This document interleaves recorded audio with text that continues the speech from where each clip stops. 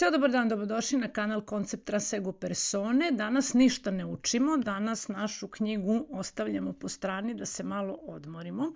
A danas ću vam ukazati na jednu zamku u koju bi bilo jako pametno da ne upadnete, bilo da se godinama bavite duhovnim razvojem ili ste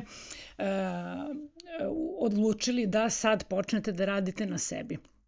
S obzirom da vas ove teme zanimaju, verovatno na internetu pratite motivacione govornike, slušate podcaste, pratite određene predavanja i to je odlično zbog toga što na ovaj način svom GPS-u, svom unutrašnjem sistemu navođenja dajete široku ponudu od koje će odabrati i usmerit će vas na ono što je u ovom momentu vašeg života najbolje za vas.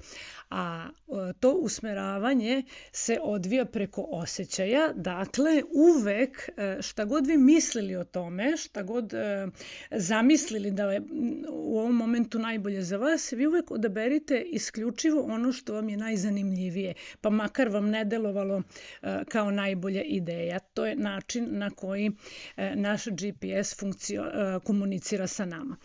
Sad, na ovoj virtualnoj sceni se potkrao jedan uljez koji, iako ima najbolje namere, zapravo škodi i za nas nije dobar, a to su ovi šortovi, odnosno kratki videi sa pozitivnim afirmacijama.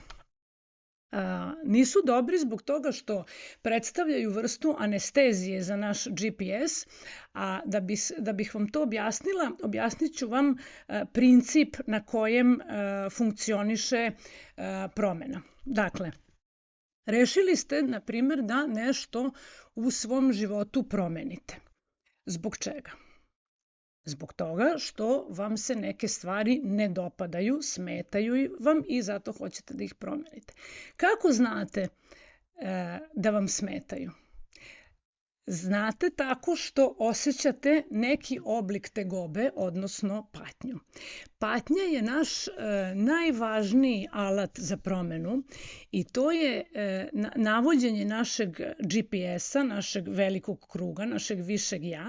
Ono nas na taj način navodi na promenu. Proces patnje uvek počinje prvo od slabog nezadovoljstva koje, ako ga ignorišemo, vremenom prerasta u sve veći oblik tegobe i patnje.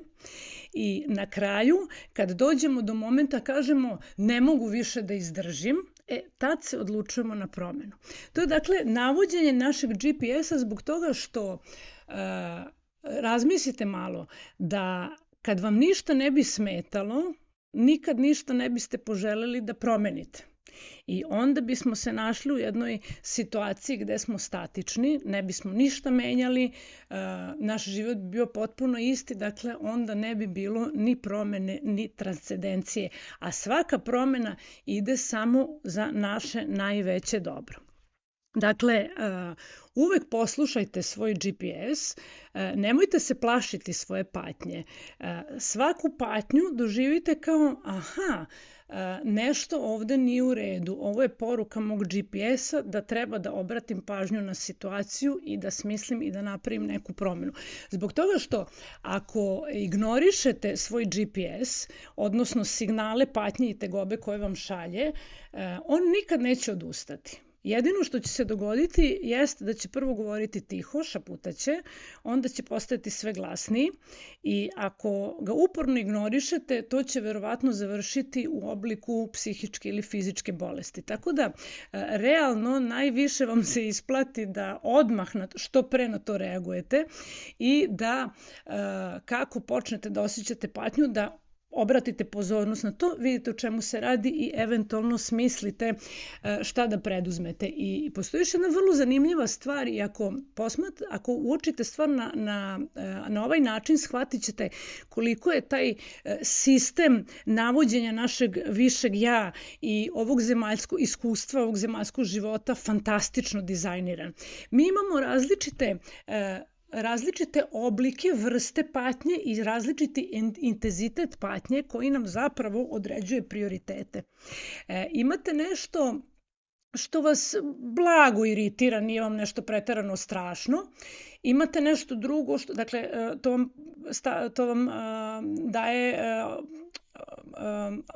blagi oblik tegobe.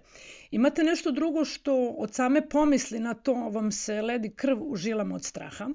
Imate nešto treće što vas dovodi do besa i izuzetno vas nervira i neizdrživo vam je. Dakle, vi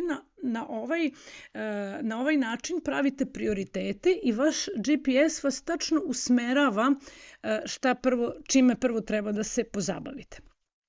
Sad, da kažemo zbog čega su pozitivne afirmacije loše i zbog čega umrtvljuju taj naš osjećaj. Energetski posmatrano, patnja ili bilo koji oblik tegobe je jako nizak energetski status. S druge strane, pozitivne afirmacije su pozitivne. Dakle, naše biće na njihov sadržaj reaguje pozitivnim osjećajem. Kad čujemo ili pročitamo neku pozitivnu afirmaciju, s obzirom da je ona u skladu sa našim bićem, naš GPS nam daje pozitivan impuls, pritiska zeleni taster, idi u tom pravcu.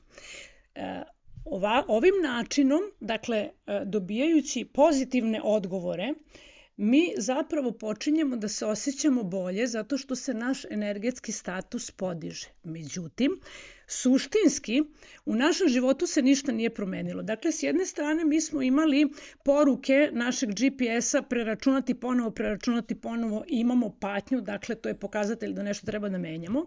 I onda na mentalnom nivou, na informacije koje su pozitivne afirmacije, naš GPS reaguje prijatnim impulsima, podižemo naš energetski status, smanjuje se količina patnje i mi imamo osjećaj da je sve u redu. To je umrtvljivanje našeg GPS-a i zbog toga je to loše.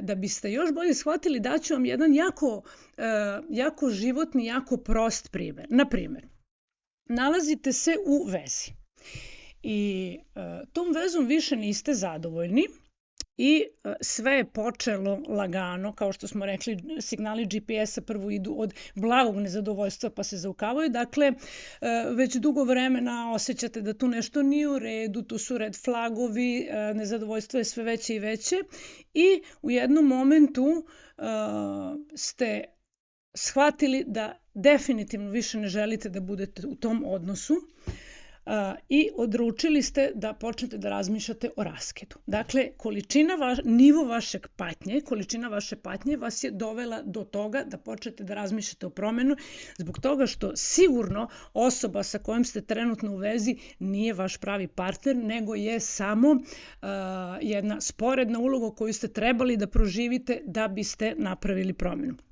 O tome ćemo detaljno da kažemo u nekom drugom videu. I šta se sad dešava? U toj svojoj odluci da ovu vezu koja vam ne odgovara okončate, vi ste došli do pozitivnih afirmacija i počinjete scrollujete po telefonu. Imate pastelne boje, optimističnu muziku i idu poruke. Zaslužuješ da budeš voljen. Sve se dešava u najboljem Božijem tajmingu. Zaslužuješ ljubav. Srodne duše se uvek nađu. Kad se srodne duše sretnu, svemir univerzum peva. U tom momentu, čitajući ove poruke koje su sticajem okolnosti u direktnoj vezi sa vašom situacijom, zbog toga što se radi o partnerskom odnosu, vi počinjate da se osjećate dobro. I kako vam se energetski status podigao i osjećate se bolje, ideja o raskidu počinje da pada u drugi plan, dakle ne deluje vam toliko strašno.